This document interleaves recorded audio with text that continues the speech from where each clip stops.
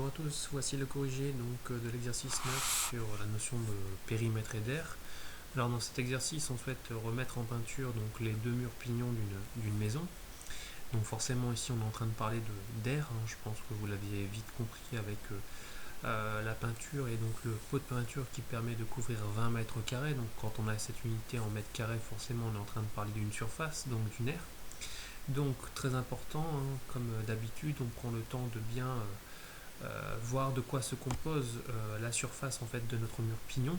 Donc comme on peut le voir ici sur le schéma, le mur pignon se décompose en deux formes bien connues, qui est donc bien sûr rectangulaire à la base, avec en fait ici un rectangle qui a pour dimension comme longueur ici les 8 mètres et comme largeur en fait ici c'est 3 mètres.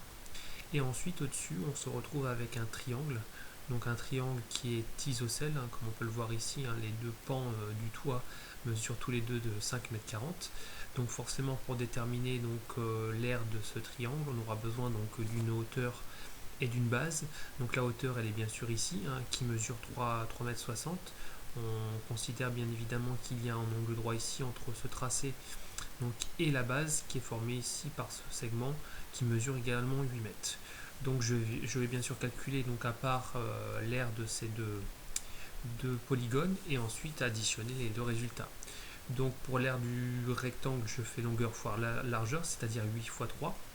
Et pour le triangle, donc base fois hauteur divisé par 2, donc avec la base comme je l'ai dit qui vaut 8, multiplié par la hauteur qui vaut 3,6 et je divise par 2. Ce qui nous fait en fait un total de 24 plus 14,4, soit un mur pignon qui a une surface totale de 38,4 mètres carrés. On n'oublie pas que dans la consigne, il nous est dit que on doit mettre en peinture les deux murs pignons. Donc forcément, on va multiplier cette surface par 2 et on obtient un résultat qui est de 76 mètres 80. Voilà. Et ensuite, on s'intéresse à la couverture ici du pot de peinture. Donc un pot de peinture permet de couvrir 20 mètres carrés. Donc forcément, si j'en prends 2, c'est le double, si j'en prends 3, c'est le triple, et si j'en prends 4, c'est le quadruple. Donc avec 4 pots, je peux recouvrir 20 x 4, soit 80 mètres carrés. C'est-à-dire que j'aurai suffisamment de peinture pour bien peindre ma surface totale qui est en principe de 76,8 mètres carrés. Donc en conclusion, il faudra donc acheter 4 pots de peinture pour remettre en peinture ces deux murs pignons de cette maison. Voilà, j'espère avoir été clair dans la correction de cet exercice. A bientôt.